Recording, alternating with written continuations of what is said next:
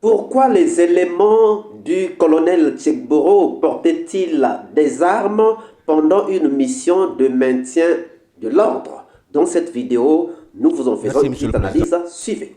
Nous allons.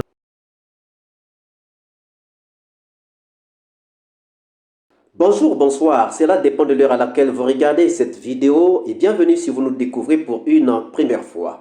Dans le procès des massacres du 28 septembre 2009, il y a eu un problème, une photo qui a circulé sur laquelle les gendarmes portaient des armes, alors que pendant une mission de maintien d'ordre, le port des armes est interdit.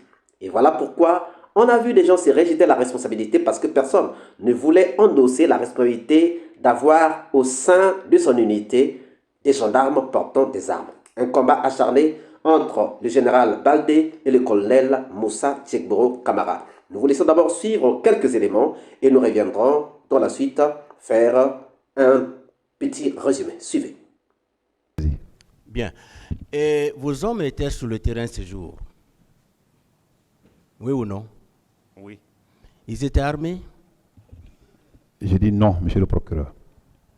En faisant les patrouilles, ils n'apportent aucune arme? En tout cas, selon mes consignes, non. Pas possible. Si c'est la journée. Même des armes conventionnelles. Ils n'apportent rien avec eux? Les armes conventionnelles par rapport Bon, puisqu'ils sortent pour faire des patrouilles, est-ce qu'ils peuvent aller comme ça là, bras ballants, ils n'ont rien? Ils non, vont pour faire des patrouilles? c'est des consignes données, la patrouille nocturne, d'accord. Mais la patrouille d'huile, non, pas possible. Ils vont 4 par pick-up, 2, et voilà, pour tourner. C'est une patrouille de dissuasion, des bandits, et tout.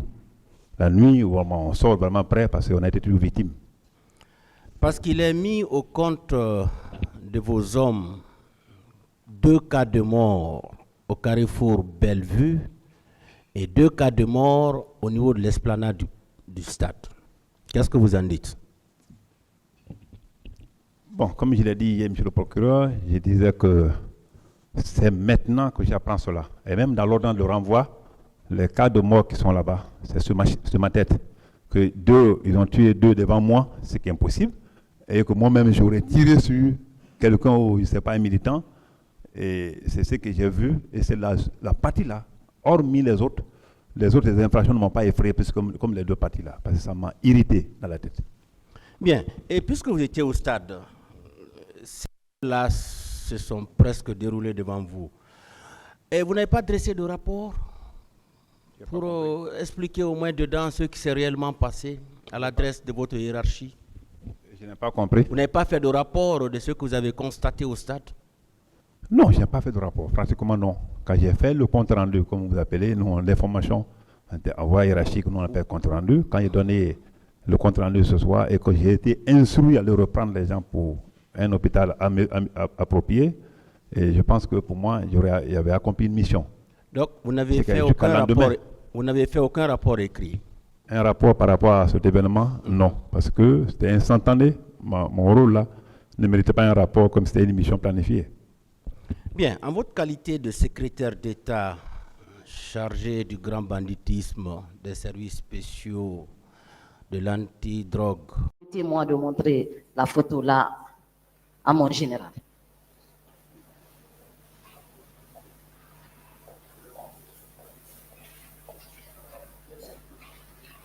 C'est une pièce, monsieur le président, déjà versée au dossier.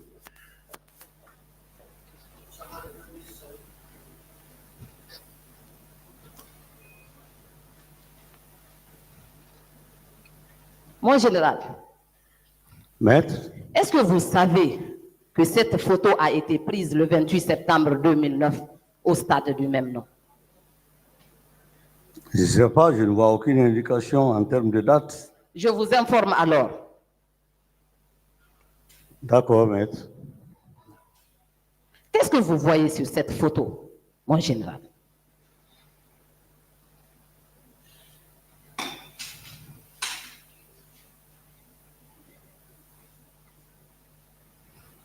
Bon, à première vue, au premier plan, il y a 2 gendarmes parce que je les reconnais par les insignes qui tiennent. un monsieur entre eux. Qui tiennent un monsieur entre eux. Oui? Ou bien qui malmènent un monsieur.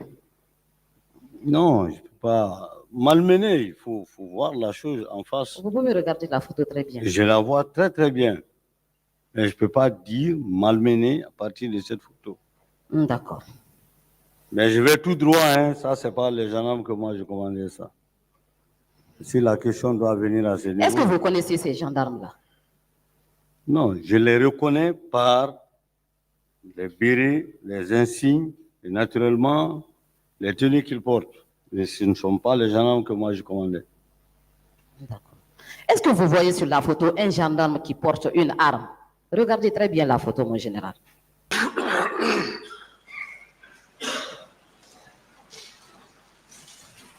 Mon colonel, avec la permission de Monsieur le Président, je vais vous montrer cette photo. Maintenant,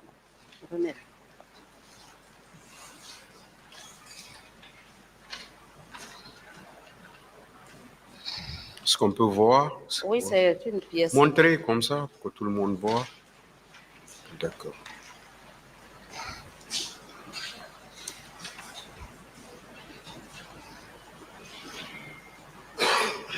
Je peux, mon colonel? Oui. Laissez la photo avec lui. Après, je vais récupérer.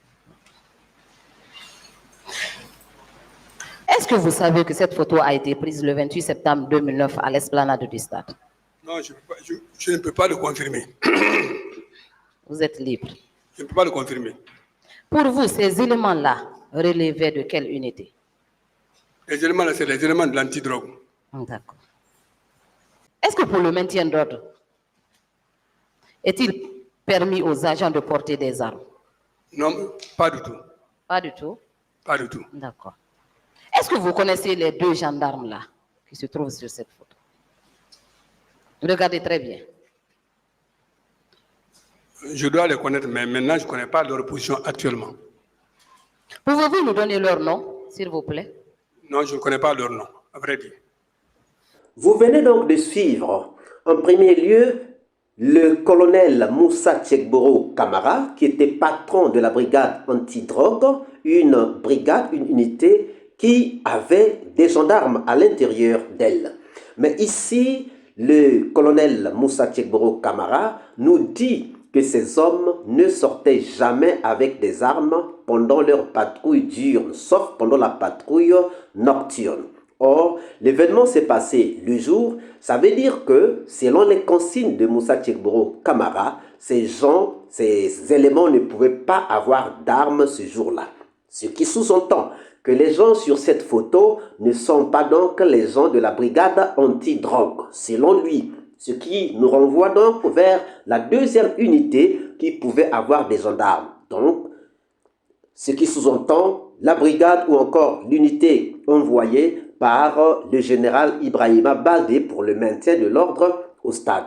Or, il est avéré que dans le maintien de l'ordre, on n'emmène pas des armes, on n'est pas équipé des armes lorsqu'on fait le maintien de l'ordre. Et lorsqu'on présente la même photo au général Ibrahima Baldé, tout de suite, avant même de voir la question, il a vu la question venir, il dit « ce ne sont pas mes hommes ». Parce qu'il a reconnu qu'il y a des armes sur certains de ces éléments. Il reconnaît que ces éléments sont des gendarmes, mais tout de suite il dit « ce ne sont pas les hommes que moi je commandais ». C'est pour rejeter donc la responsabilité. Parce que ici, le problème, c'est qu'on est en train de regarder la responsabilité de commandement. La culpabilité par responsabilité de commandement. Ici donc, Tchekboro a refusé et Ibrahima Baldé vient de refuser de dire que ces éléments ne sont pas parmi ces éléments que lui, il avait envoyés au stade. Alors, c'est là où nous faisons un recours à un arbitre. Et l'arbitre s'appelle le colonel Sori Kondé. Le colonel Sori Kondé faisait partie de la gendarmerie, mais une partie de la gendarmerie, donc déléguée à la brigade antidrogue. Donc, il pouvait avoir une idée de ceux qui étaient de la gendarmerie n'appartenant pas à la brigade antidrogue et aussi une idée de ceux qui étaient de la gendarmerie mais appartenant à la brigade antidrogue. Et lorsqu'on lui montre la photo, il reconnaît que ces éléments sont des éléments de la brigade antidrogue. Il reconnaît aussi qu'il connaît ces gens Mais c'est les noms qu'il ignore et c'est leur emplacement actuel qu'il ignore, leur localisation actuelle. Parce que c'est des gens qui ont sûrement été affectés quelque part ailleurs. Ça devient donc simple. Les gens sur cette photo appartenaient à la brigade antidrogue. Donc si ces gens avaient des armes, ça veut dire que des éléments de l'antidrogue pouvaient avoir des armes et avaient des armes ce jour-là. La question que nous nous posons est de savoir pourquoi le colonel Tchegboro a-t-il voulu mentir devant le tribunal? Pourquoi a-t-il voulu dire qu'il n'y avait pas de porteurs d'armes parmi ces éléments? Nous savons que le mensonge permet aux gens de pouvoir tromper la vigilance et cacher la vérité. Tchegboro n'est-il pas en train de cacher la vérité? Nous attendons vos réponses dans les commentaires. Si cette vidéo vous a plu, ne manquez pas de laisser vos pouces bleus, de commenter et de partager. Si vous n'êtes pas encore abonné, c'est le moment pour vous de vous abonner et surtout de ne pas manquer d'activer la cloche de notification afin de ne rien rater de tout ce que nous allons publier. Quant à moi, je vous dis à très bientôt pour une nouvelle capsule. Ciao!